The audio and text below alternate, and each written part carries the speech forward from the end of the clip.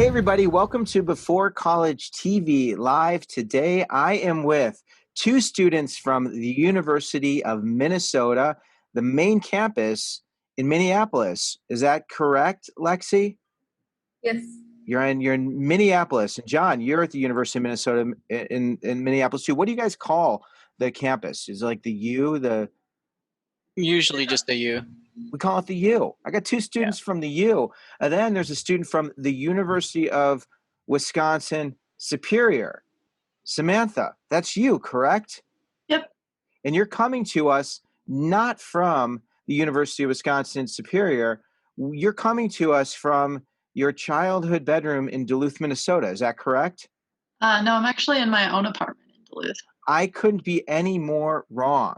I thought perhaps, I thought you might have been at home because I saw your big bear, but you just take what is that? That's not a bear. It's a giraffe. It just looks like a giraffe. Of course it's a giraffe. Isaac, did you know that was a giraffe? I had a hunch. I just didn't want to say it. Right, you let me take the fall. And then we've got Isaac here from the College of St. Scholastica in Duluth, Minnesota. Correct, Isaac? Yep. That's great. So I got 3 things correct and 1 wrong. But that's pretty much who I am. I'm imperfect. I get things wrong. I'm always getting rejected, but I always smile through it. So today we're going to learn all about our panelists. We're going to get to understand how they made it to college, how they chose the schools that they go to. And what's really cool about this group is they're all graduates of Upward Bound. And Upward Bound's a program that helped them in high school to figure this whole college thing out and support them along the way. So let's get to know these people. They're so interesting and dynamic and charismatic and so multifaceted. John, I would love to start with you. So John, take me to high school. Take me to Cloquet High School. Correct? Am I saying that right? Cloquet High School. Cloquet. Why am I saying everything wrong today? John, take me to Cloquet High School. Who were you? What were you like? Describe yourself. Were you like super athletic? Were you the jock? Were you the most popular guy on campus? Were you someone who kind of blended into the background? Were a little quiet, a little shy? Let's get to know who you were in high school. I would like to say it was the former, but it's more like the latter. I was very quiet in high school. I had a small group of friends. I worked a lot. I worked 20 plus hours a week during high school, all throughout high school. Yeah. That was pretty much your time, as you were either working or you were with a couple friends. And was it a good high school experience? Were you just so ready to leave Cloquet? I flip-flopped a lot. I felt like sometimes high school was decent. Sometimes I was just ready to leave.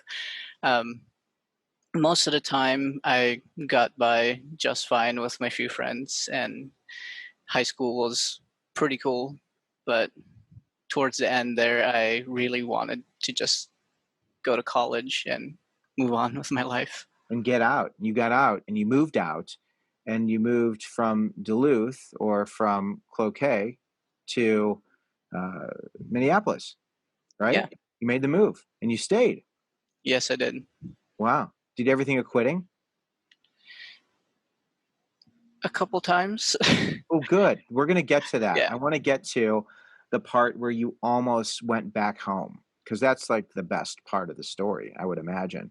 All right, Samantha, take us to your high school experience. I believe you also Cloquet High School, right? Yep. That's how I know Cloquet, right? So you knew John. Yep, a little bit, mostly through Upward Bound. His sister was in my grade. Gotcha. His younger sister. Yep. Yeah. So Samantha, give me a quick description of you in high school. High school Samantha.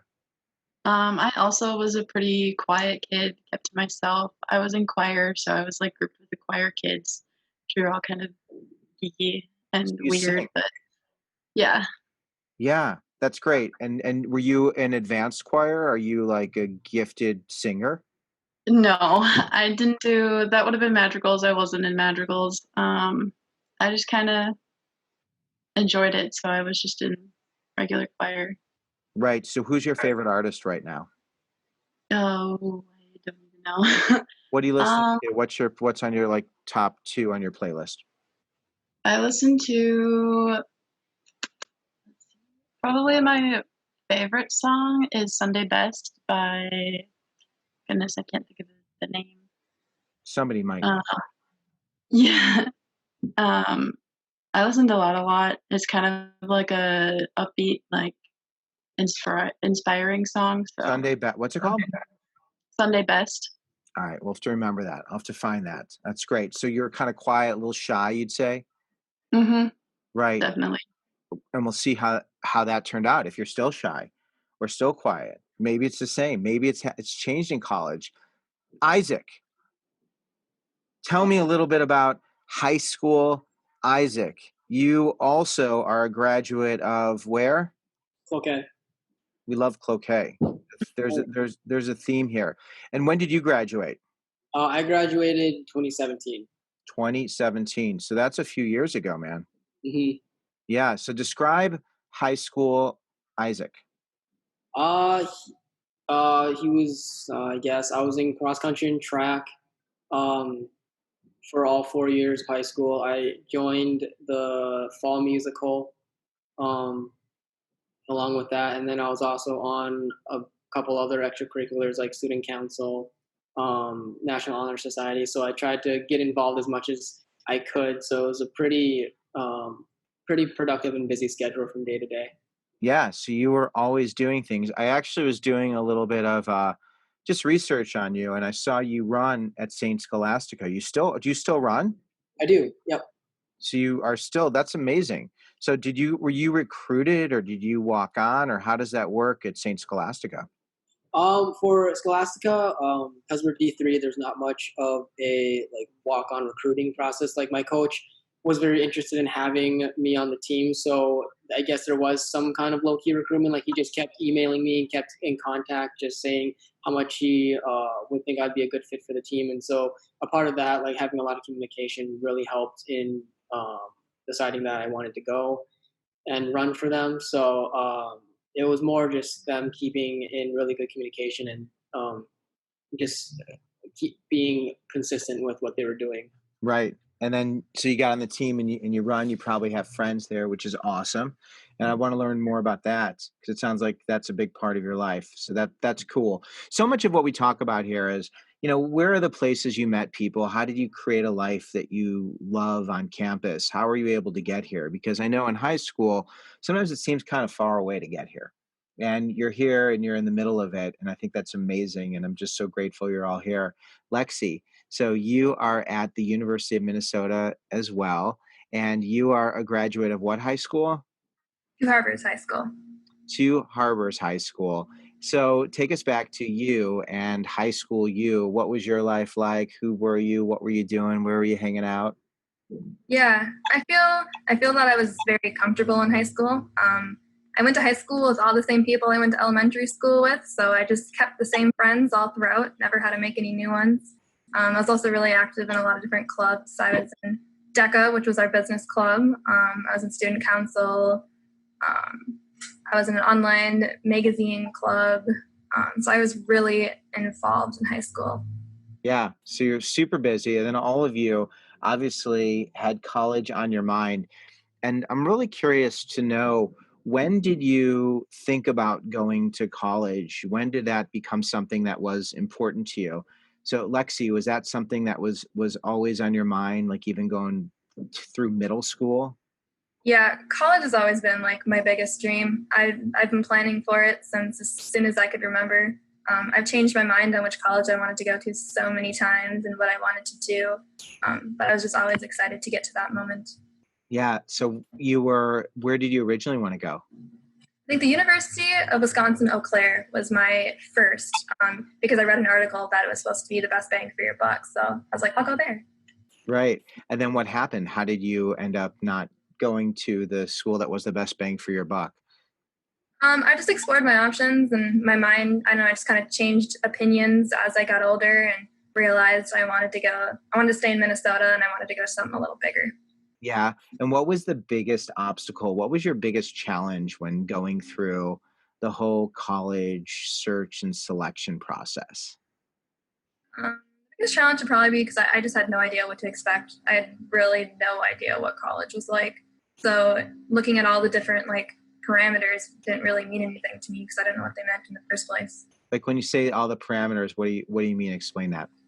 Yeah, like the different departments they have, what they're specializing in, whether it's public or private, or how many clubs they have. I just couldn't visualize what that would mean once I got there.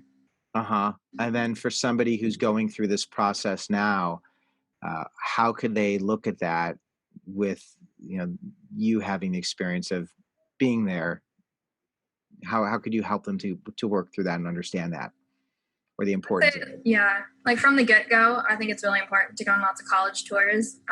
And not even that, but actually try to find someone who is in college, whether it be like online, you just kind of find someone, or if you know anybody, and really ask them personally what it's like. I don't think I ever did that. No, why didn't you? I didn't know anybody, and I think I was just too shy to reach out to someone. Yeah, if somebody sees this and wants to reach out to you, will you talk to them or will you ignore them? Oh, always. Anyone could talk to me. You'll talk to them, right? I want to make sure it was clear because I said, will you ignore them? And it sounded like always. That didn't come out right. Right, so let's just be clear. If anybody has a question, we've got Lexi here who's happy to answer those questions. All right, so John, when you were going through this whole college process, when did you start to think, that you're going to go to college and that this is something that you can do? When I was going through Upward Bound, really, not the first year. About my second year of Upward Bound, I really started to think, yeah, I can. College is definitely a prospect that I can reach. Before that, it was just something that's so far out of my league that I couldn't even imagine it. But after Upward Bound, yeah, why did it seem so far out of your league? I was born in the Philippines, and I came to the U.S. We were never a rich family. We struggled to even put food on the table, but I couldn't imagine being able to pay for it. I couldn't imagine going to college and being at college student levels, because whenever I saw a movie or something like that, they were just so high up that I couldn't imagine myself reaching that point. Right. Were your parents encouraging? Did they think that you could do this, or were they just so busy surviving to focus on that? They did say that there are two very important things in life. It's family and your schooling. That's what they always said to me. But there was never a big push for college. They just always said that schooling was very important. Right. And then it was your sophomore year in high school, is that right? That was your second year of Upward Bound, or did you start Upward Bound in middle school? I started Upward Bound in high school. In high school. So it was your sophomore year that you went from college thinking it was so far out of reach to being something that you could actually participate in. And what was that moment? What happened, and who helped you? It was just Upward Bound overall. The staff, everybody working there. We were just taking college knowledge, like tests or quizzes.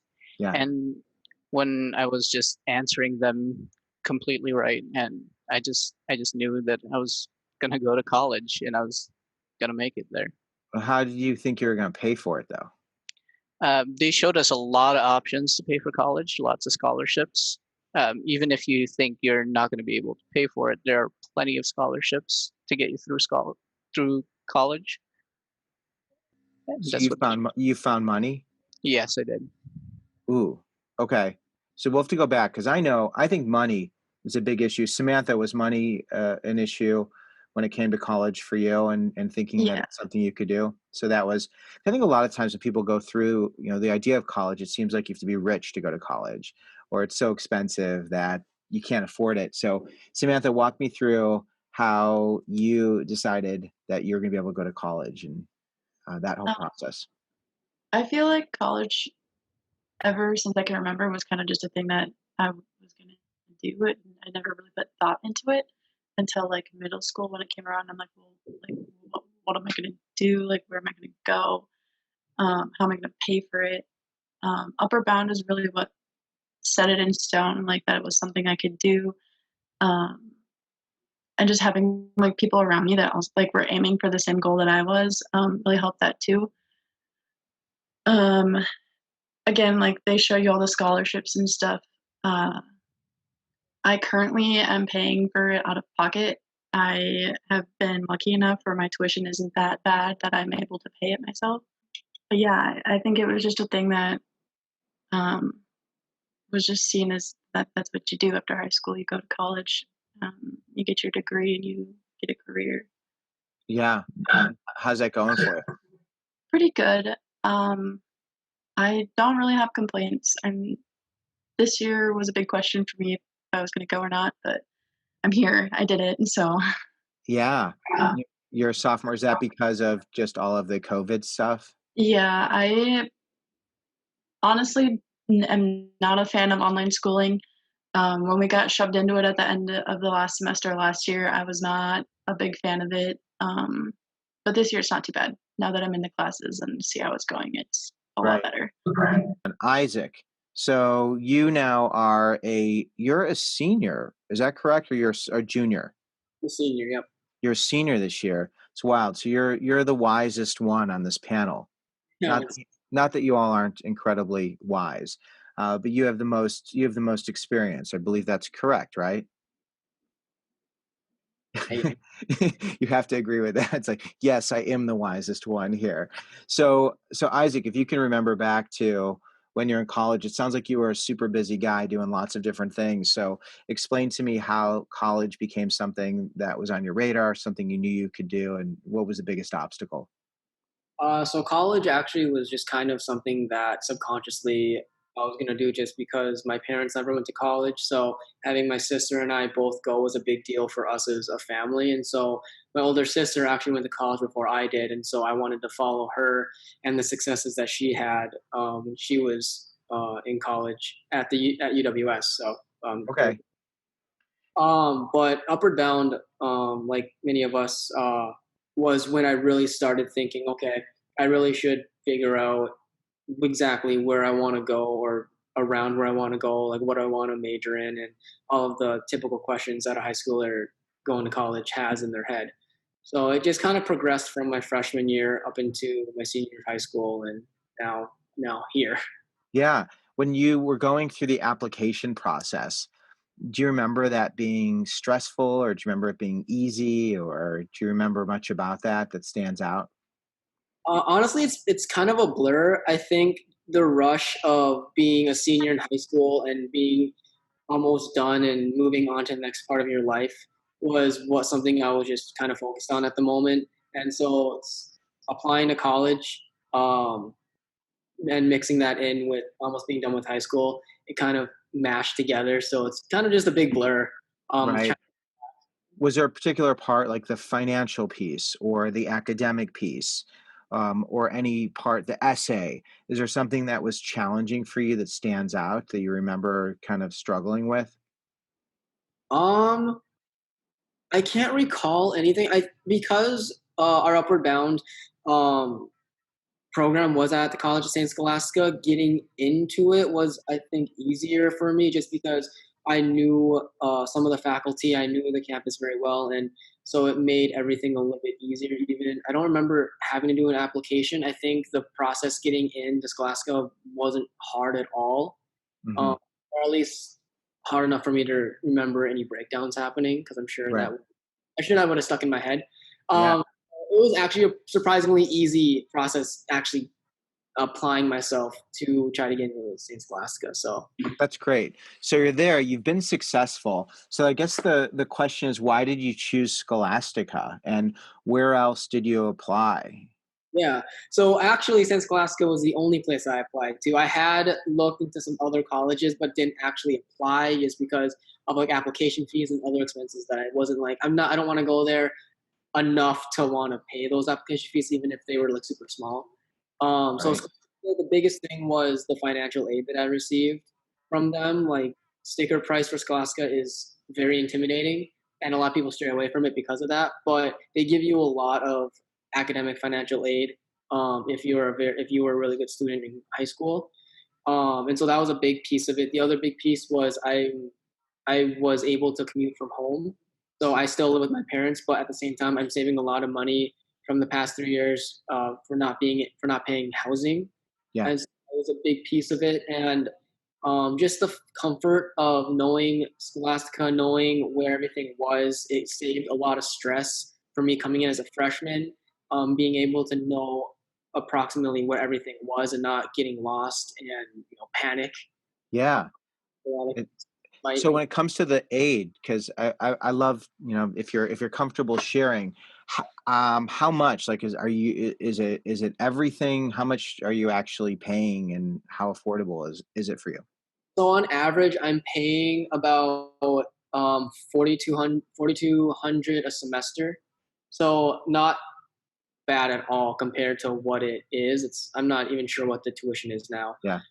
but it slashed basically the majority of what I'd be paying fall and spring semester down to just like a fraction of it. So it's a very, very small amount, a lot more doable, and it'll take a lot less time for me to pay it off once I'm have my career and having a job and everything like that. So Right. So did you take out loans?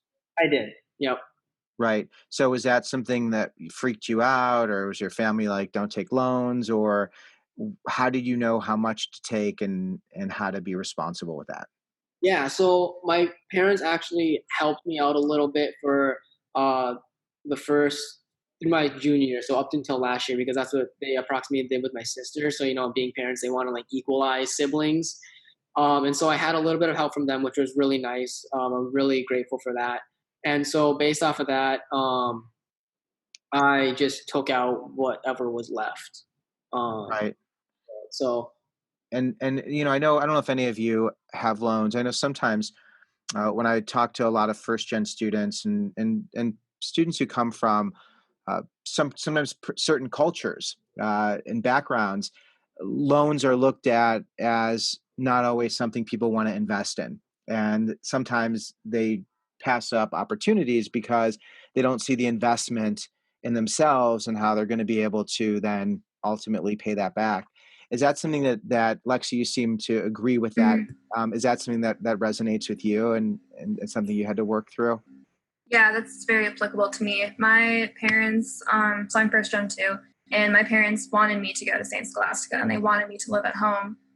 So I would save all that money, and it took a long time convincing them that I was going to be you, and I was just going to make it work, because I knew in the long run that was just the best option for me, and it would get me to where I want to be in life. So like it took a while to convince them, and then I have other family members who have a little more money than I do, and they were able to help me kind of understand how loans work and that they're not a bad thing like my parents think they are. And fortunately, I'm not taking out a whole lot in loans because I have a lot of scholarships that pretty much cover everything. I'm only taking loans out for right now my lodging. But then in the next couple of years, because of the money I'm making at work and I have an employee discount on my rent, I shouldn't have to take any more loans out for the next 2 years or so. Okay, so that's awesome. So for someone who hears this and they're like, okay, Isaac's kicking butt, St. Scholastica. It's awesome that you're having an amazing experience. And then Lexi, you didn't want to stay close to home. You wanted to go away, and your parents were pretty insistent that you were to stay. But I guess you're somebody who, when you get focused on something, you get it. Is that how it works with you? Right. So, for somebody who wants those scholarships, can you run through, like, how did you find the money? How did you get these scholarships? Because it's like a dream that you're there. and lodging is expensive. Room and board can be like $10,000 to $15,000 a year, right? I mean, it's not cheap. So that part, can you even walk me through like the name of the scholarship or as many specifics? Because I want people to be like, okay, that's Lexi's path. I'm going to follow that same exact path and find the money, because in a couple of years, you're not going to be there and the money's going to be there, right? So tell me. Yeah, I think scholarships to me was the most difficult part of college. I was fortunate to get a lot, but like the actually sitting down and writing the essays, I know it's stressful for a lot of people and it's stressful for me. I applied, so I think the best bet when you're applying for scholarships is to apply local. Always find what's specific to your high school, specific to your area. Fortunately, my high school class was only like 80, so my area, there were like a lot of scholarships and very few people, which really helped. You name a few, just in like how much you got? So I have the Charles and Myrtle Stroud Scholarship. That's through the U, though. That's $4,000 a year. I have I don't remember the specific name. It says Lawrence in it. Okay. That is $4,500 a year. And then I have the Grace Watterson Scholarship, which is $3,500 this year. It was $5,000 last year, so it was cut a lot this year, which was really stressful. But a bummer. Okay. Yeah, and then I have a Superior Shores Scholarship, which is through a resort near my house, and then I got a teaching scholarship my first year, which was through my high school. It was through one of the teachers, and then my freshman year, I also got a research scholarship for spring semester for $2,000. Wow. So, and you just kept applying. Lots of essays, yes. Right. And the essays, did you get to use the same essays over and over again and tweak them? A couple I did, yeah. Right. Because that's like the best, and then did you get rejected from a lot of scholarships? Yes, many scholarships. Many, but you've been able to make it work. And then when it comes to the loan advice for anybody who is thinking about, I don't want to take loans or I need help figuring this out, what's a tip or two that you can share with someone to really help them to make great choices? I think you got to be really careful when you take out loans. It's easy to just hit that button, like accept all the money that the college will give you as a loan option. Look at how much you're going to be paying back afterwards. But I think with loans, it's just not as scary as you think it's going to be. And I don't know, apply as many scholarships as you can and take loans for the rest. Did you, when it came to calculating how much it's going to cost you when you graduate, like, do you have an idea of what those payments will be like roughly? Yeah, last time I checked my loan history, I have like 6,000 out in loans right now. And when I graduate, I'm estimating I should have hopefully 10,000 or less, and my payments should be like $100 a month, I believe. Right. So that's really helpful. I mean, it varies from person to person. And, some people go to grad school and, I've also talked to so many students and, this crazy thing of the less you have when it comes to college, the more schools want to give you. And I've seen that again and again, that it's this wild thing. And I think that's interesting, John, because you come from a family, you said your family came from where? Was it the Philippines? Right, the Philippines, not really knowing anything about any of this. For you, what was the most challenging part of going from high school to college? Money was definitely the most challenging part. Like I said, I worked a lot to be able to help my mother pay for housing during high school, and money has been a constant trouble that follows me. But paying for college was relatively easy because of this. I got a lot of scholarships offered to me from the U and from federal grants. I didn't have to search very hard for scholarships, so I'm thankful for that. All my schooling was paid for my first year. Wow. And then now you're in your second year. So do you have to pay for some of that? Did some of the scholarships run out after 1 year? A couple of them, yes. But I did take out loans, just a couple thousand. But finding scholarships is pretty easy.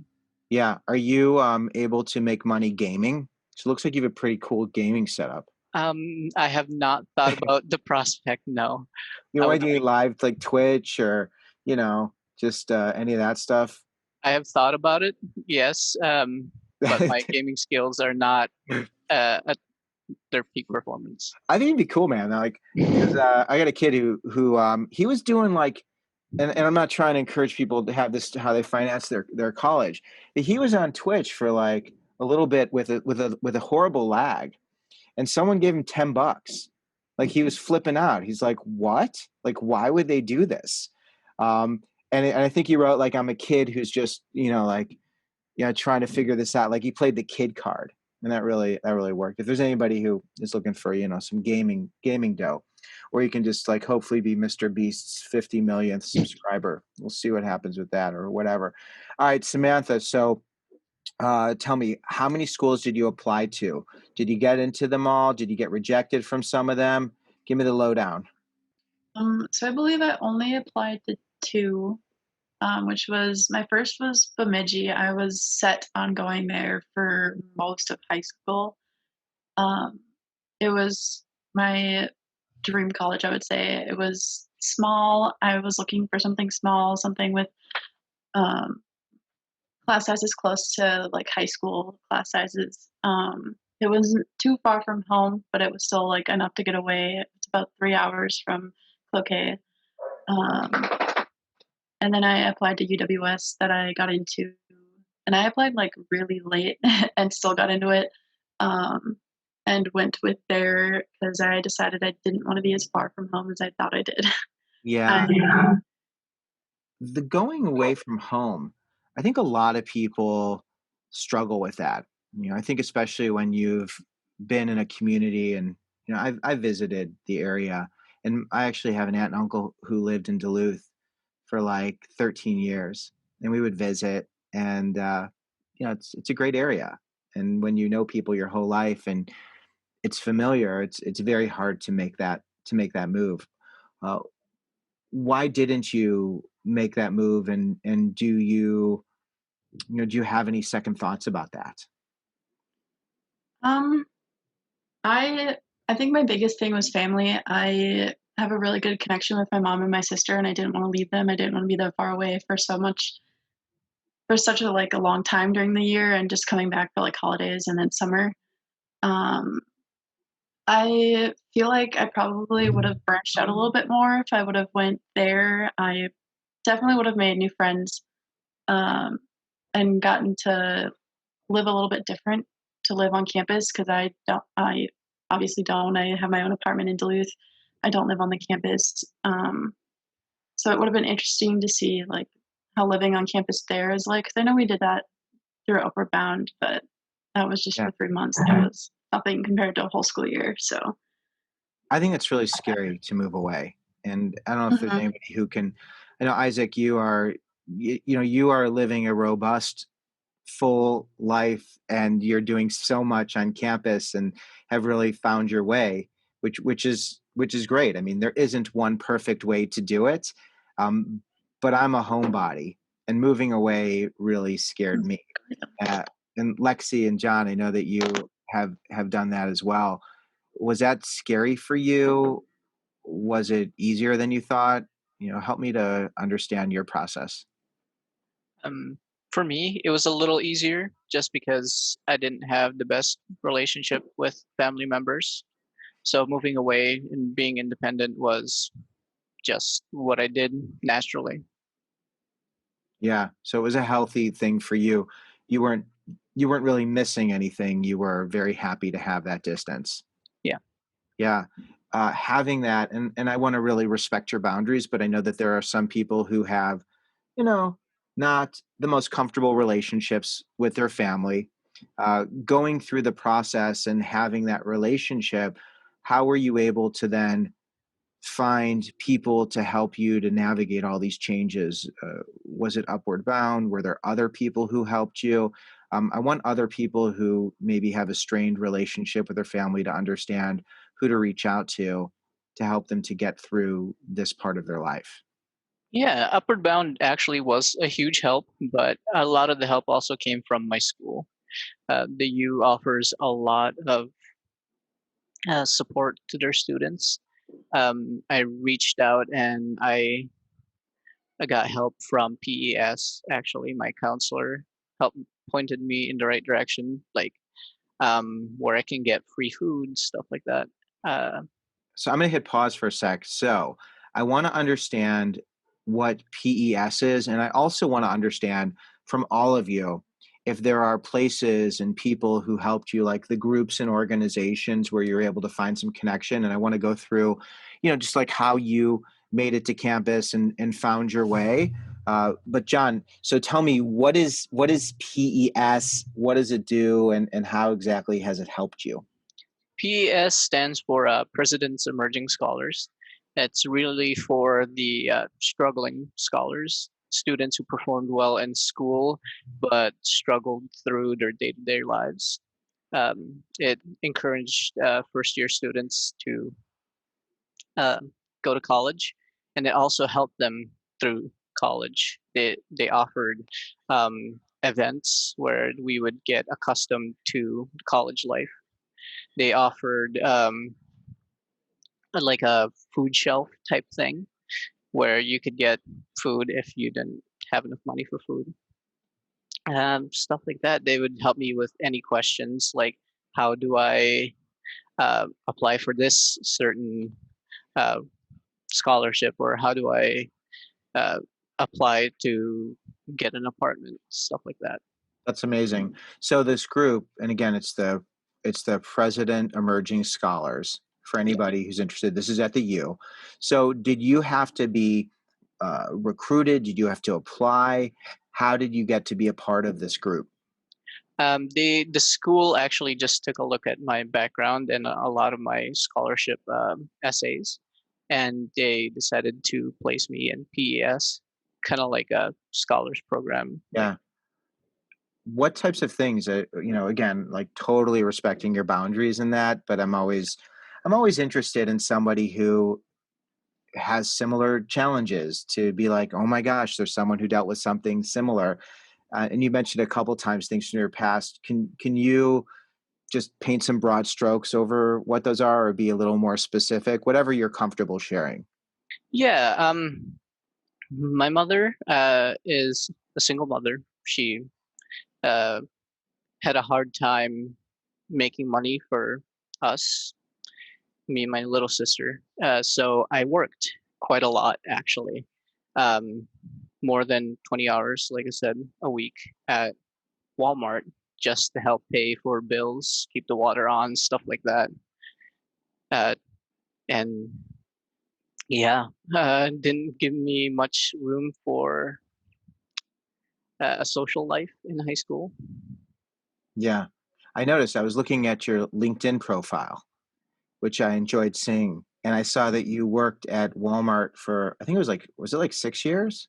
4 years. 4 years? I'm making, oh, Yeah. I'm giving you more. All right. So you're working a lot of hours. And then moving away though, being so integral in helping your mom to do all those things, were you able to move away, or was this a sense of like, I know you wanted to move away, but like you weren't able to help, or do you still help, or how does that work? I did save up enough money to give to my little sister to help from day to day stuff.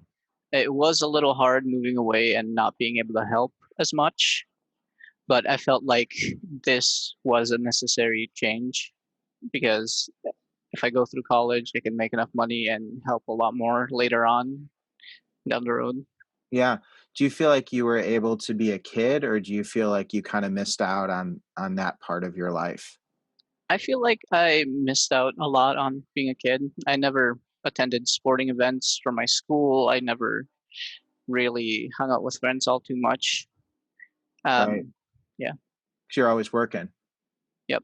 Yeah. Well, I think that um, I don't know if it's worth much, but whenever I have these conversations and I get to talk to students who are like, I think you're all extraordinary.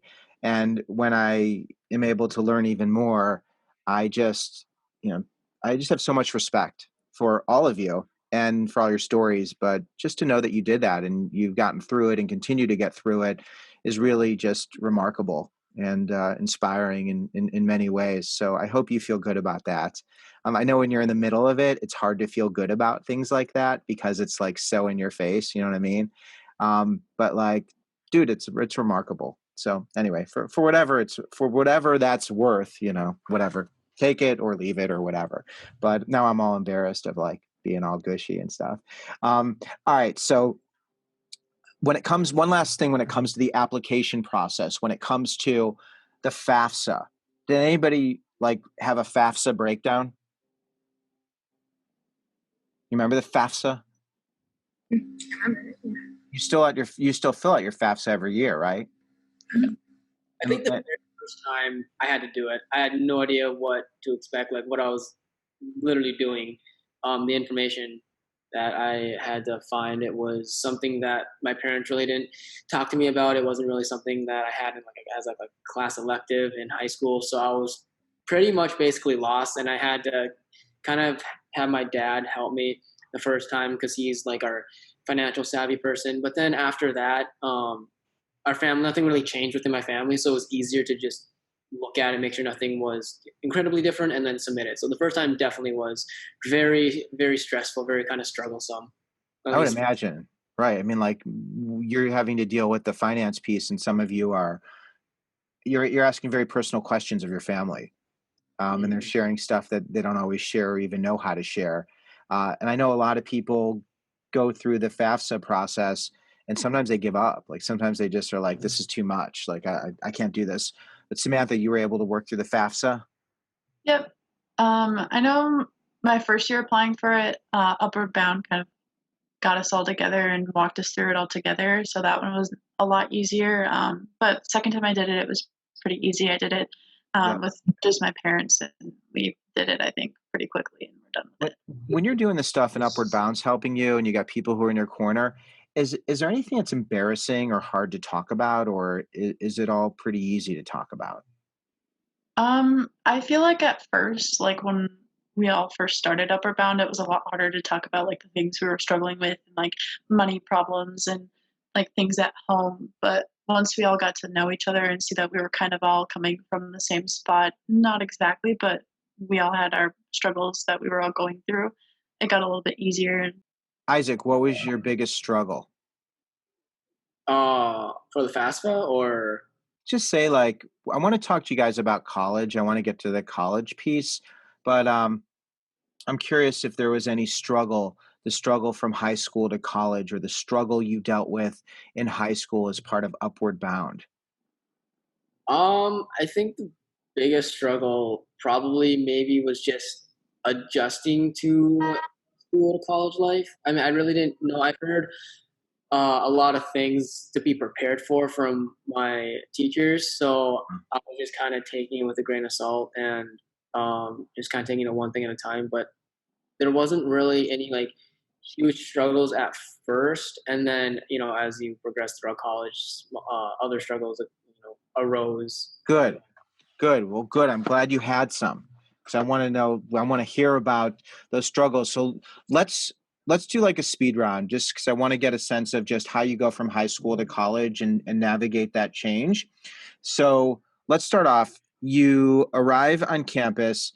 I know, Lexi, you may know some people on campus. Did you know a lot of people, Lexi? Well, I went straight from high school and moved in directly with my boyfriend, so I had a best friend right with me. So. Oh, that's nice. And is that boy? Are you still with that boyfriend? Yeah, that's John. That's John. Oh, John's your boyfriend. Oh, you did mention something before this, but I'm pretending like it's the first time I've heard it. But I wasn't going to bring. The thing is, I wasn't going to bring it up. So you went to college, and this is interesting. So you had a relationship, and you're still together. How about that? And then that's great. And then when you go to college and you have a best friend who's a boyfriend, do you make other friends, or do you just totally isolate yourself and not make other friends? How do you do that? And I think I know the answer, Lexi. So I'll let you answer. Yeah, it's incredibly difficult. I do not suggest moving straight in with your boyfriend after high school. No regrets, but it was not the best choice because so you can't do university housing because it's co-ed, so we went straight into an apartment. And being in an apartment is just so different than being in a dorm because there's not those dorm activities, you're not with a roommate, you're not in like a cafeteria setting. So living like off campus your freshman year makes it really difficult to meet people and make new friends. So you usually just end up hanging out with the person you went to college with. So, I mean, it's very difficult to make friends. Right. And now you've been on campus this is now your second year, and it looks like you're involved. I mean, you are involved with the outdoor club, right? That's one of the things you're involved with. You also are part of the university honors program. Is that correct? So I Yeah. imagine you meet people through those two activities. Is that something where you're able to spend time away from John and meet other people? Yeah, it's been really nice, especially since I come from the North Shore and then moving to the cities. The Outdoors Club has made me feel more at home being around people who are like me and like the outdoor activities. Another really big thing coming to college is I joined the First Year Leadership Institute, and that was my freshman year. And it was a group of like 20 of us, and we met every single week. It had like a very UBMS kind of vibe to it, and I made some really close friends in that group, so it was really helpful. How did you get to be in that group? I applied. And what group is it again? It was the First Year Leadership Institute. Okay, so we'll make sure to include this. And I would love to hear specifically the places where you all found your friends, because when it comes to looking at schools, I think that's one of the coolest things to do, is to actually hear from someone like you, and also, all of you. And you could even send me the links. We can include the links because it would be awesome for people to get a sense of that. So that's what really helped you to make some friends. And John, were you able to find other people and places and get involved? Oh yeah, definitely. A lot of my friends did come from the dorms. Um, I made friends that way by just hanging out in the common area of the dorms. But I also decided to like broaden my horizons, be a little more um, outgoing in my classes, and that's how I found a few people to talk to and become friends with. Right. That's great. And it is hard. Um, it's hard to be with your significant other. And I think it's wonderful that you figured out how to do that. Um, Let me just ask you one more question. What's for somebody who wants to do this? I know Lexi, you said, it's probably not the best idea. You're working through it and you figured out how to work through that. Why isn't it the best idea? I'm a big advocate for going straight into the dorms your first year. Even if you don't stay in the dorms after that, that first year just seems to be where everyone solidifies their friendships and meets all these great people. And it's a lot harder too when you're coming with someone you knew from high school. So you're more likely to remain your high school self than kind of find who you truly are and meet people who may be more like the person you want to be. It's just really difficult when you come with someone from high school. Yeah. And then you have to find those places, and just for everybody who's just tuning in, places, I define places as where you sweat, play, pray, live, learn, lead, love, and work. Sweat, play, pray, live, learn, lead, love, and work. John, I imagine you have your Walmart friends, right? Um, no, No, but at the time, did you have your Walmart friends?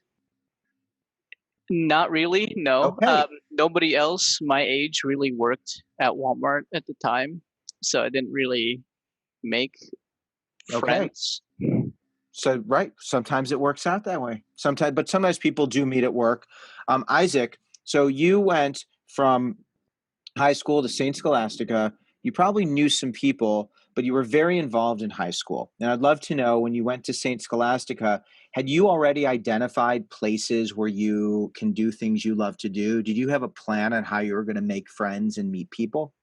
Not really. No, it was kind of just like, go as you kind of make it till you make it, I guess. But no, I did a lot. The sporting, cross country and track is where I found my all my friends, my best friends that are still my friends.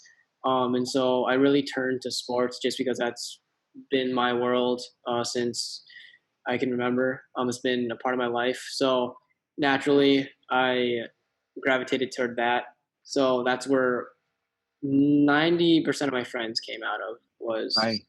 sports. So how did you do that? Did you just walk into the rec center and just start doing stuff?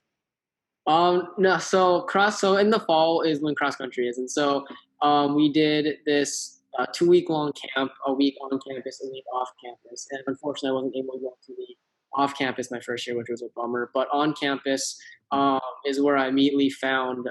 Fortunately, I was really grateful too.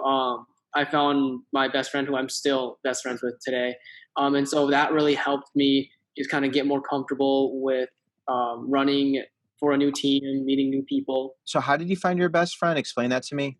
It's just one of those things where you walk into a room kind of awkward, and because you're newbie, and someone just approaches you, or when we go on our runs, you just the captains at the time kind of are the more confident people, and so they encouraged me to come run with them, and so it was that initial contact is where I started finding my friends. So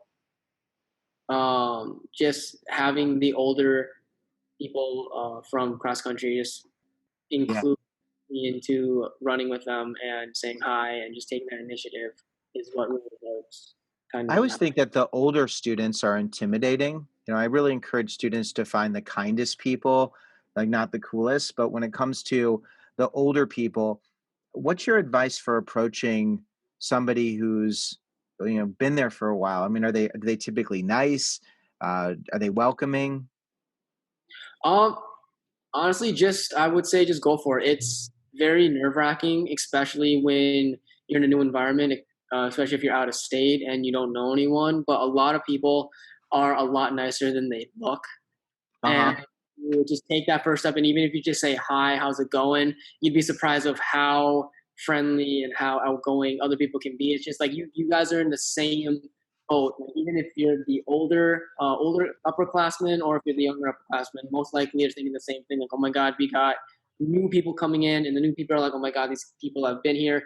for at least another year, and so you kind of are on the same page. You just gotta kind of meet in the middle, and once you take that first step, once you do the hardest part and initiate a conversation, the rest honestly is a lot easier just flowing into than most people think. Because you're a senior, I am. right? And are you nice or are you very difficult and judgmental?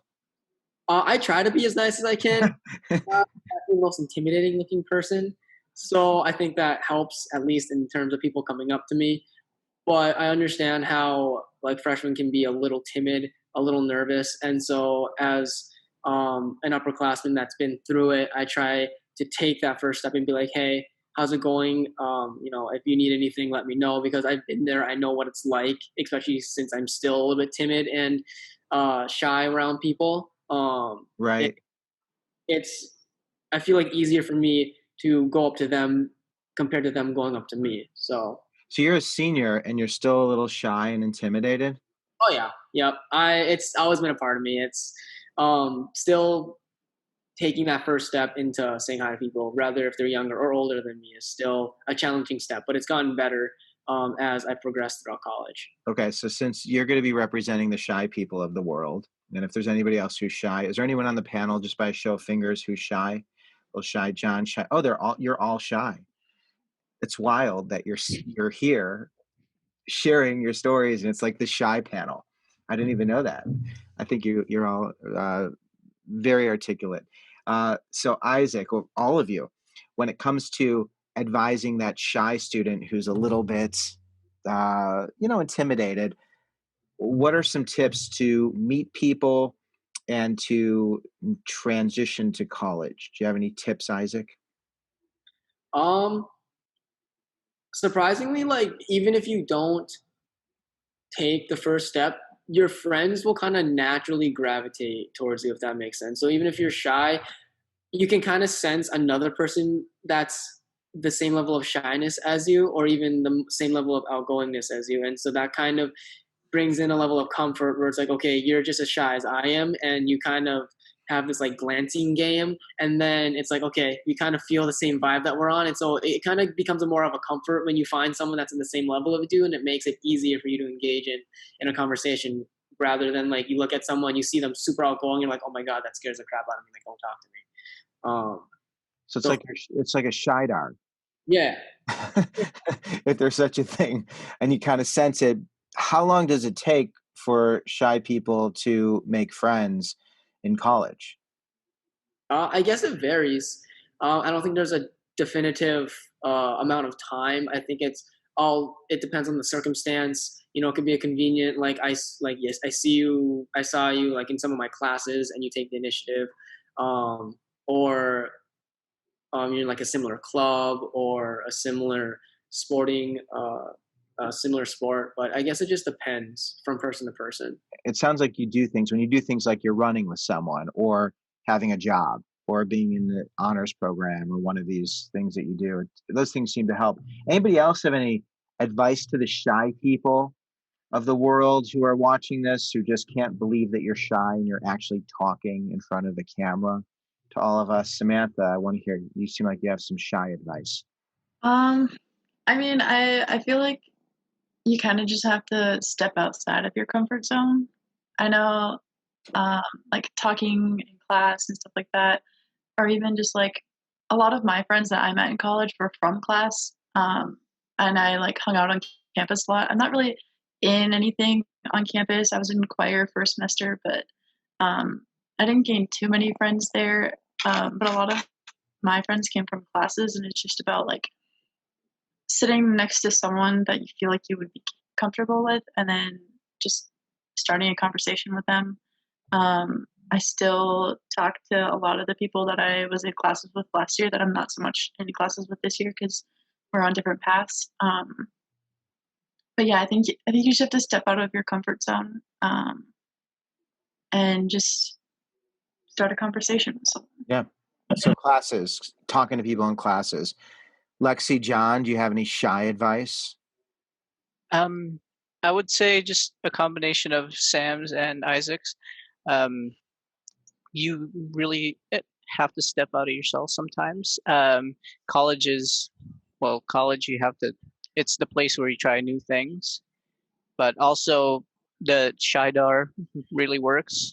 Like my first year, I opened my door in the dorms. One of my friends just walked right in and was like, hey, I was like, hi. And then we were friends after that. Wait, so you lived in the dorms at first? Yes, my first year. Oh, your first year. So that was before Lexi came. Yes.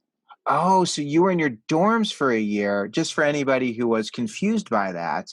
So you were in the dorm for a year. You opened your door, you met friends. Then your sophomore year, you were at school.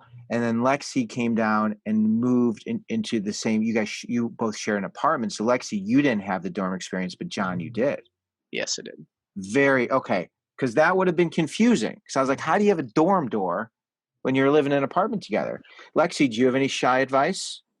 My advice to all introverts is always to find an extrovert and hold on and just let them do all the talking. Not the best advice, maybe, but No, that's great advice. You don't mean physically hold on. No, find someone who's talkative and can do all the talking for you, not for you, but Yeah. buddy up and stuff. I know a lot of the friends I made were a lot of the extroverts. I mean, I would talk to them one-on-one, and then they would just kind of adopt me as their friend, and then they would do all the talking to other people, and that's how we build our social group. I love that. It's so funny because Lexi, I don't know if you've noticed that you and Isaac are like polar opposites in terms of your techniques, right? Like, and it's like you're both amazing, and there isn't one right way. Where Isaac, you've created this life, staying closer to home, going to St. Scholastica, being part of Upward Bound, being in a real familiar place, staying there, but yet having these really unique experiences. You talk about not finding the outgoing person, but finding the shy person and letting the two shy people come together. And then Lexi, you wanted to leave no matter, you're like, I'm going. And you find the extrovert, which I just love it. Like it's fun. Did you two know each other before this? Really in the program. of each other through upward. Yeah, that's great. I love it. It's so much fun to meet you and have you. Okay, so got a couple more topics, and then we're gonna wrap things up.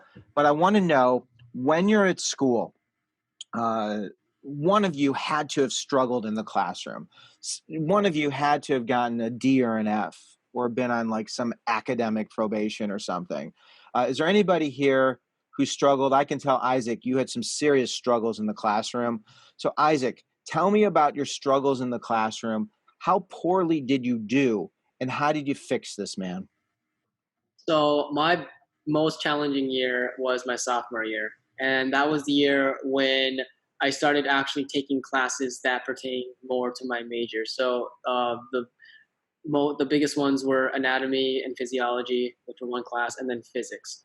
So sophomore year, in my opinion, for exercise physiology majors, which is what I'm majoring in, is to me the most challenging year, because um, it really starts challenging your study habits and what you've been doing that far in college. And so for me, anatomy and physiology and physics was a very challenging duo, because they both involved very intensive amounts of studying and paying attention and using your resources, all of which I didn't necessarily not do, but I knew I could have done better. And so my fall semester, I had my lowest GPA ever. And I'm not saying like a 3.9 or like a 3.95 that some people do, and they like are used to getting 4.0s and then get an A minus and then freak out. It was like a 2.58. So it was the lowest that I've ever gotten, like ever in school. And so it was a very, very overwhelming and stressful time, just because I just felt like my life was falling apart. And I thought that like the student I was in high school, just completely left. And so my physics teacher gratefully allowed me to still go on to physics 2 in the spring semester, even though I didn't meet the required grade to continue on. And so because of her, I really got my act together. Between her and my physics TA, they both helped me in the spring semester really get my life back on track. And so Dr. Rashke, who was my physics professor, had me sign a academic contract saying I would do a certain amount of hours in both her office and in my Rudik's office, who was also the TA for physics, and that I had to do a bunch of this other criteria to make sure that I was actually upholding our agreement. And so because of that, and because of just the traumatic events that occurred my fall semester, I was like, okay, I don't want to continue doing that, because that won't lead me very far in the future.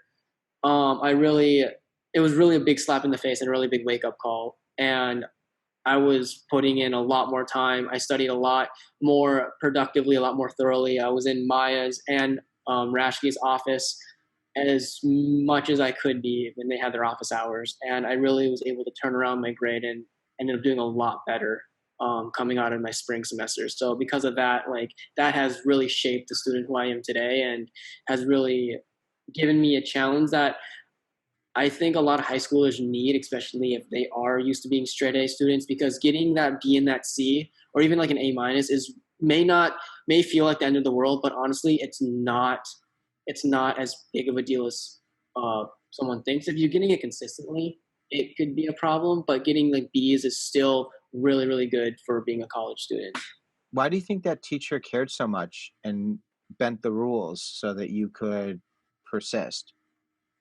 I think she saw I was more capable of doing what I was showing, and it wasn't like I was slacking off in class. I was being attentive in class. I was asking questions and still coming to her from time to time. But I think she knew I could do more, and she knew that I had more in me, and she wanted me to really realize that and reach my full potential. So she allowed me a chance to prove myself and really show what kind of student I could be compared to the student that I was being. And I was really grateful that she gave me a second chance. I mean, that's an amazing gift, because were you thinking of quitting?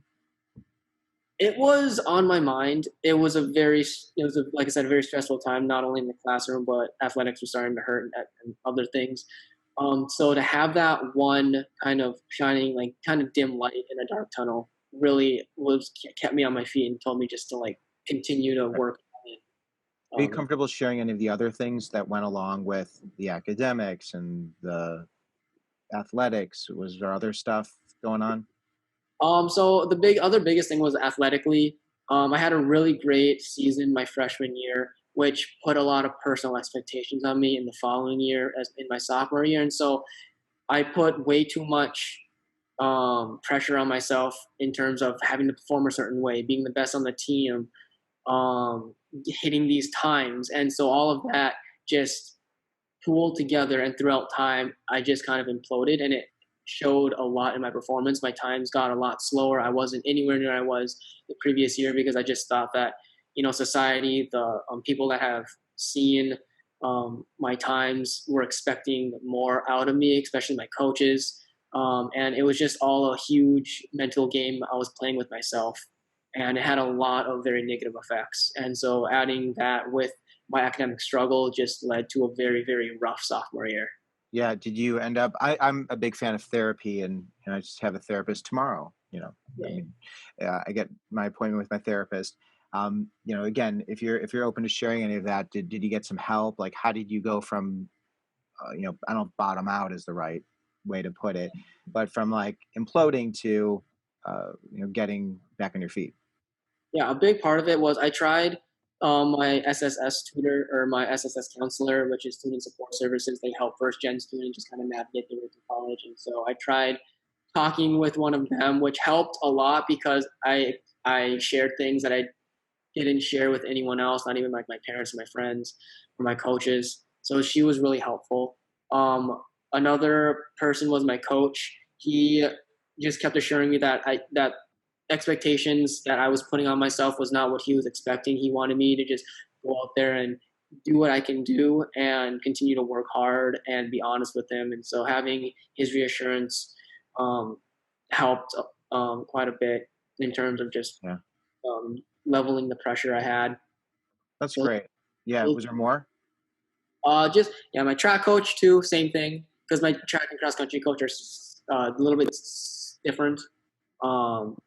But yeah, those three, and my friends too. I talked to a couple of my friends who I thought I could really trust, and they'd be able to handle the information.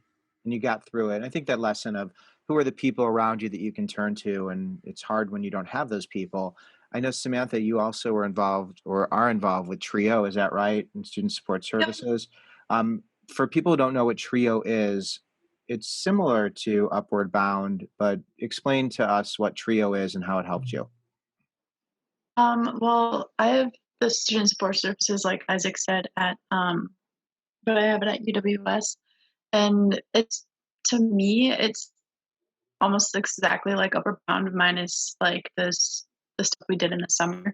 I had just had a meeting today with my advisor at UWS, and it's a lot of just, you need the help. They're shoving things down your throat. I feel like all the time. I get emails all day from them just trying to help out. I mean, I even this past semester had missed a due date on something, and he emailed me about it right away, or sent me a message about it right away. And I mean, I got it. I talked to the teacher and got it covered. But they're on top of it. They're a lot like, even just like a counselor at a school is like, and it.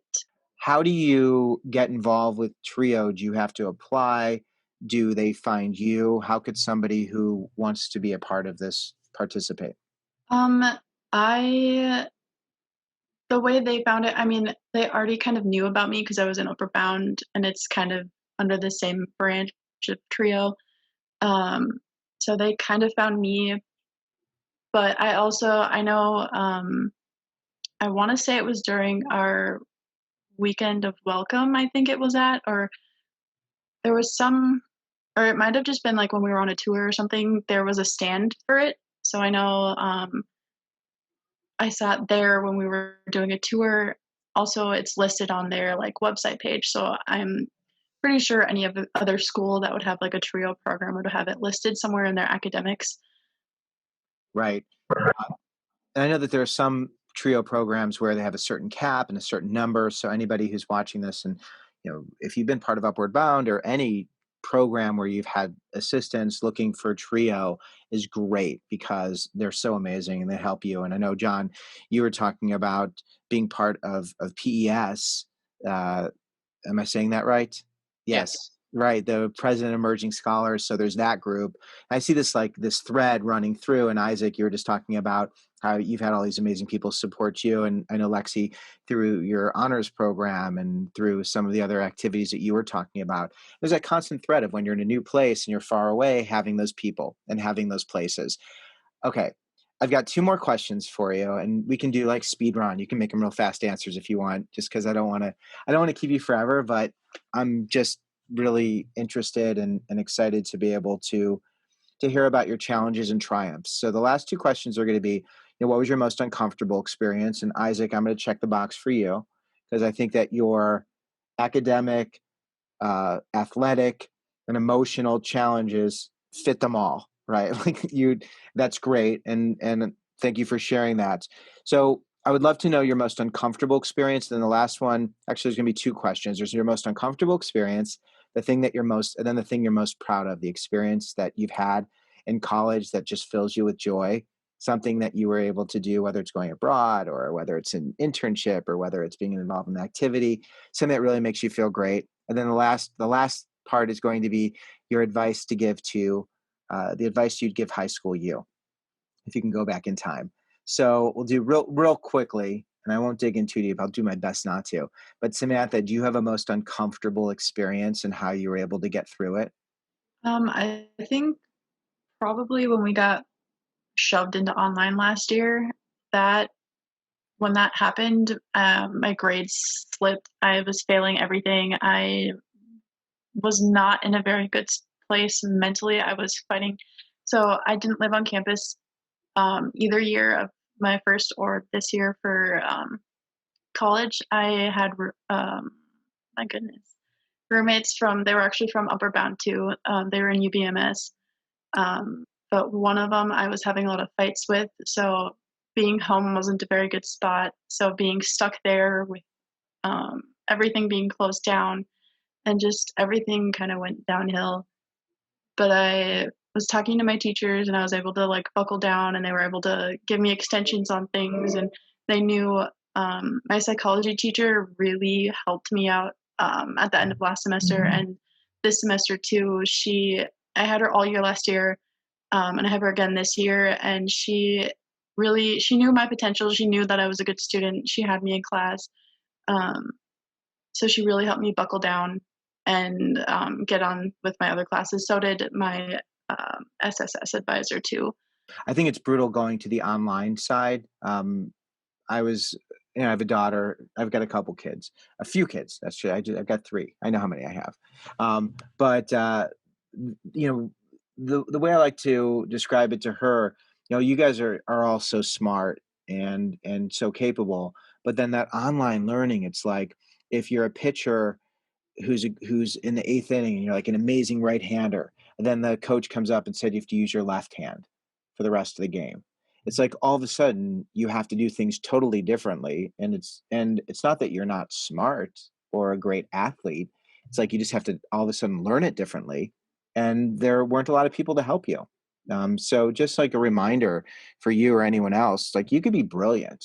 And the way that this whole online thing went down, I mean, it like made so many people question themselves and their abilities. And I think it's a great lesson that you can take moving forward is when you get uncomfortable and when you start to question yourself, turning to your people and finding your places. And it sounds like, Samantha, you were able to do that. Even in a very uncomfortable living situation, you still found someone to help you, to support you, to be able to work through that. So it's like the best example of that. So thanks for sharing that. Lexi, an uncomfortable experience and how you got through it. I bet you've got a good one because I feel like you put yourself out there. When you put yourself out there, you become very vulnerable. So give me a good one. Yeah. Mine was less of like one specific experience, but more of my spring semester freshman year was extremely difficult for me. I was someone else in high school, and then when I got to college, I had all these expectations of who I was going to be, and then I turned out to be completely different than I thought I was going to be. I thought I was going to be this super capable poli-sci major with like 5 different majors and 5 internships, and I thought I was going to accomplish so much. And then spring semester freshman year, I didn't accomplish a whole lot. I was questioning who I was and what I wanted from college, and I changed my major like 5 times, and it was just super stressful. Everything felt like super dark. I didn't know like why I was in college anymore, and what I wanted to do. And then, of course, that was like around the switch to online classes. And before that, my best friend and I had planned a month of traveling abroad in the UK, or not the UK, but Europe. And I was, that was kind of what was helping me start to look forward to things again. And then, of course, COVID hit and the trip was canceled. So that was just another bummer. But it was just really difficult. And I'm still kind of trying to come to terms with like the new me and my new goals in life, and it's still very difficult. Yeah.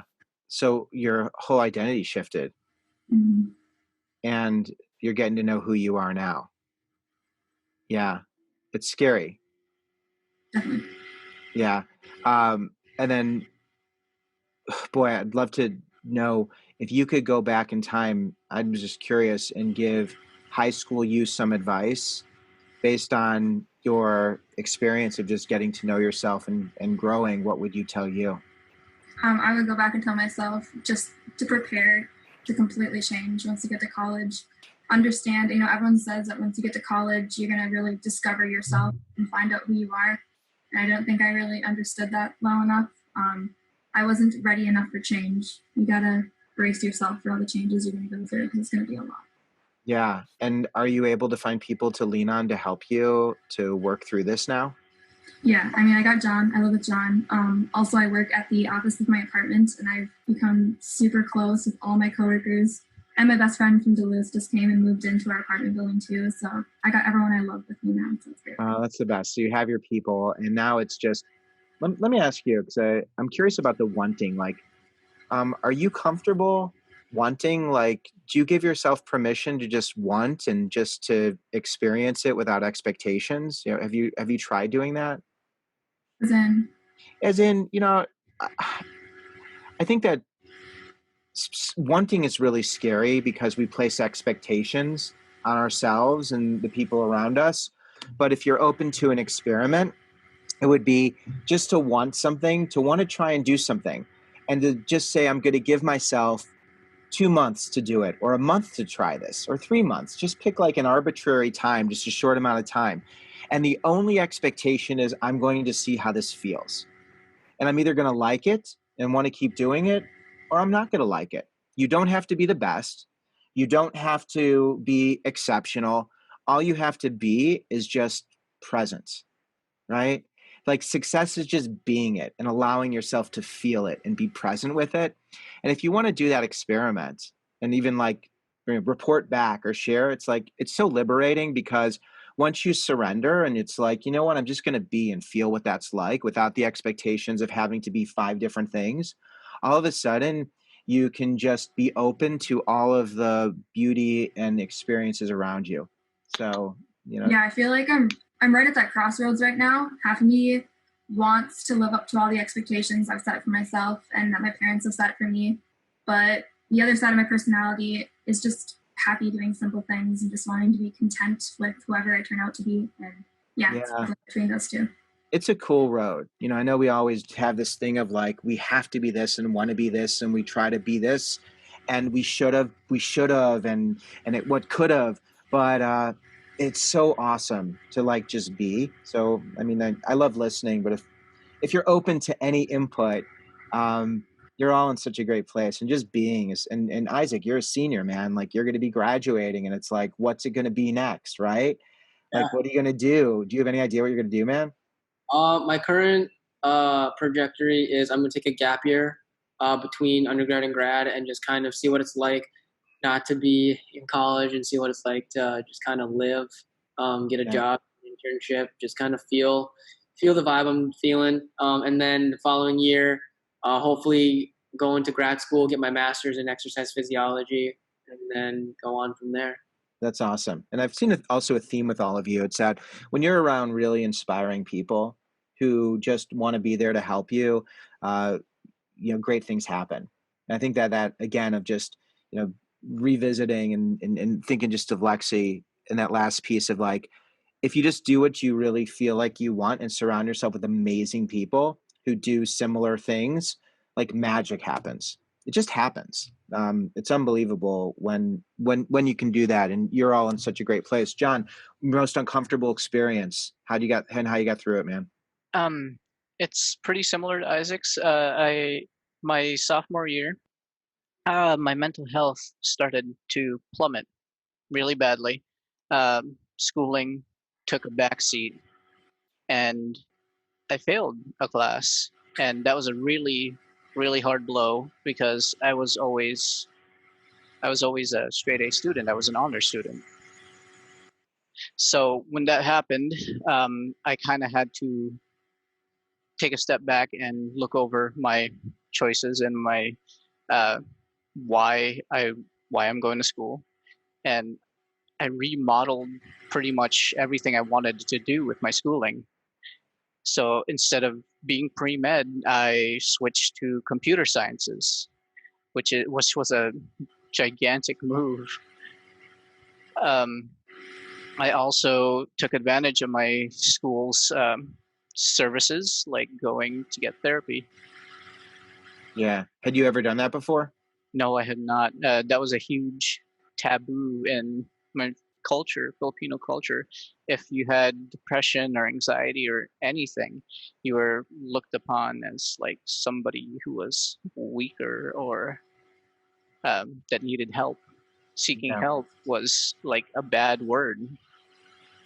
So, how did you find the strength to do that and to say I need help? Lex really pushed me to find help. There was a tipping point during my sophomore year where it was absolutely necessary to find help, and Lexi was there by my side that whole time, and she convinced me that I needed help, and my schooling it was really nowhere to go but up from there. So Yeah, and you got the help, and what impact did that have? it changed everything. Like I said, my future goals are completely different now. Instead of going for pre-med and going to med school and becoming a doctor, I've changed to computer sciences. I've reevaluated my life and found my passions are different. And yeah, Are you enjoying it? Are you enjoying your new major? yes, I am. I love computers. I love putting them together, like taking them apart. I love writing code. So You love writing code. yeah. I know there's some people, I listened to a lot of interviews from like Elon Musk or like, Bill Gates, or, it's like these people just love writing code. Oh, Like don't get me wrong. It's a pain. It's a right. major pain, but the outcome is It's magic. Yeah. It's like you put in these like, I mean, I think it's extraordinary, and that's great that you found your way. And there's a lot of strength, and man, I'm just so grateful that you can share that. I mean, all of you have stories, but even tracing back to earlier in our conversation of you really having to be, it sounds like a man as a teenager, and really taking on this incredible responsibility, and continuing to do that. I mean, that weighs so heavily on people's shoulders, and I don't think they really get how heavily that can weigh someone down. So it's just so fun to see you here now, and to see all the love and support. So thanks. You're all so amazing. I have that one more, well, 1.5. Then I promise we'll wrap this up. But the 1.5 is I want to know something that you're really proud of, something that you think back on and you're like, man, that was great. I'm so glad I did that. Something that just makes you light up. Samantha, do you have something that makes you light up? I feel like, well, I guess it does have to do with college because it's not paying for it, but work. I work at a Super One, and I absolutely love the people I work with. I love my job. I would not change anything for the world. Obviously, college is the reason that I had to go change jobs. and I love it. It's just like one big family. Most of us are college students. I'm the odd one out at UWS. Everyone else usually goes to UMD or LSC. But we all try to get together as much as we can. Especially this summer is when we all really connected. This is all when all of the students came. When I first started, I was the youngest one that worked there. Everyone else was old enough to be like my mom or my dad or my grandma. So, but even like then, I loved working there. I love the people I work with. I don't think I would change it for the world. I don't know what I'm going to do when I have to quit because I can't bring myself now. That's great. It's Super One. I should know what Super One is. It's a grocery store. That's what I thought that's what it was. Yep. That's so great. So you found a community there. That's Yep. wonderful. Lexi, what's one thing you're really proud of that makes you light up? There's been a lot of highlights this year as well as downfalls, but I think one thing is kind of going with what we were talking about is just kind of letting go and being myself. I finally declared an English major, which, I mean, if you knew me in high school, would have just seemed obvious, but I got into the mindset that wasn't enough, and that English majors don't accomplish enough or make enough money. But then after, going down the rabbit hole, I reevaluated some things and just realized I need to do what I'm passionate about. And so being in my English classes now, I could go on and on. I love them so much, and it's just the perfect major for me. That's so great. After 6 majors or 5 majors? It was like 5, yeah. Yeah, what a journey. And you're a sophomore, just so people, right, it's a lot of majors. John, give me that really proud thing that makes you just light up. Yeah, as a high school student, I was very introverted, and I rarely went out. I rarely went out with friends, talked to people. But my experiences through work and through college, I have gotten a lot more extroverted. I've broken out of my shell, per se.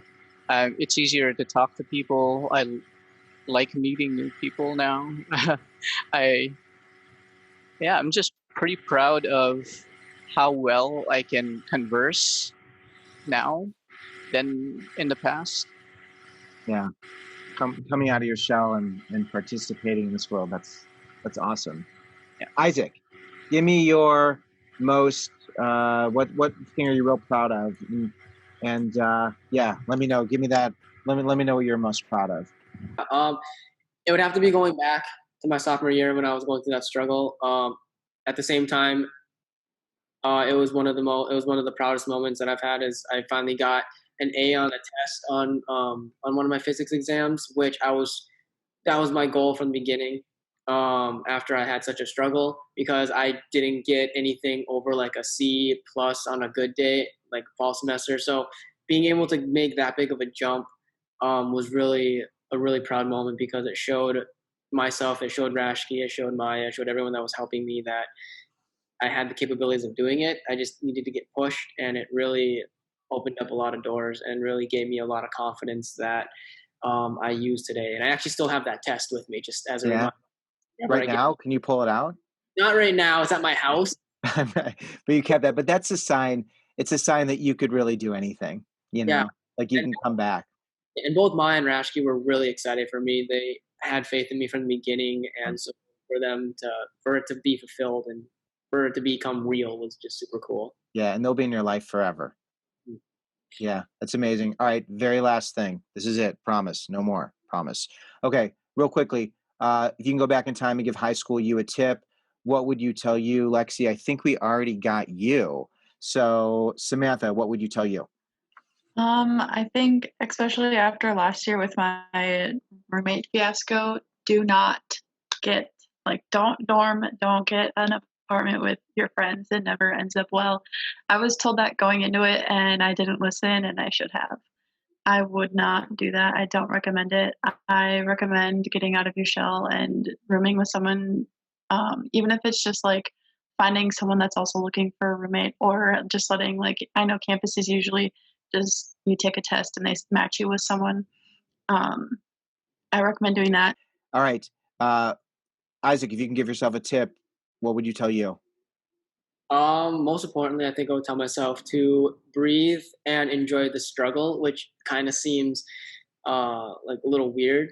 But what I've learned is that when people get really busy and they, especially myself, when I get really busy, I go into this huge, just like overdrive, and I get so busy that I sometimes just forget to breathe and just kind of take a deep breath and take a step back because I'm so overwhelmed with everything I need to do.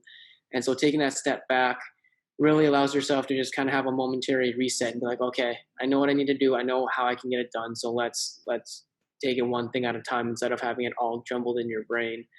And enjoying the struggle is kind of a oxymoron because you can't. It's like you don't want to enjoy the struggle, but rather it's like with your schooling, with your friends, with your family. We've all had struggles, but especially the people that are on the monitor here now, we've all survived it. We're all still here, and so it really teaches you and really brings you on the journey that you're supposed to be on and brings and makes the person that you're supposed to be. So it teaches you a lot of things about yourself and what you aren't. So Yeah. Thank you. John, if you can go back in time and give high school you one tip, what would you tell you? Yeah, I used to pride myself in independence. I was proud that I did everything myself and did I could do everything myself, but absolutely do not do that. You can be proud you can do things yourself, but seek help when you need to. Take full advantage of the support that you have because that will take a lot off your shoulders, which is something I really needed to learn. I should have learned sooner. But if you're prideful and independent like me, just know that people are there to help and support you, and it'll take a lot off your shoulders. That's wonderful. All of you, I want to be very clear. If there's anybody who's watching this who wants to reach out to Samantha, Isaac, John, or Lexi, uh, can they reach out to you? Are you comfortable with people asking you questions? You could just nod vigorously if you, and so you're okay with that. Lexi, give me a verbal. You're okay with people reaching out to you? Definitely. Definitely. John, you want people to reach out to you? Yeah, absolutely. Isaac, what about you? of course. Of course. Samantha? Yep. And All I am you want to help them. Is that what you said? Mhm. Absolutely. And I'm in your corner as well. Anybody watching this, I would love to also help you and do whatever I can. You are also generous with your time. I'm so grateful you can be here. Thank you for being so vulnerable. Thank you for sharing things that perhaps you haven't shared before. For anybody who's going through any of these things that you all discussed, you're in their corner. We are all in your corner. We are grateful to be here. I am Harlan Cohn. This has been a college conversation with students from the University of Minnesota, known as the U, College of St. Scholastica, and also UW Superior. Thank you all so much for being here. I look forward to continuing the conversation and being in your corner. Thanks so much.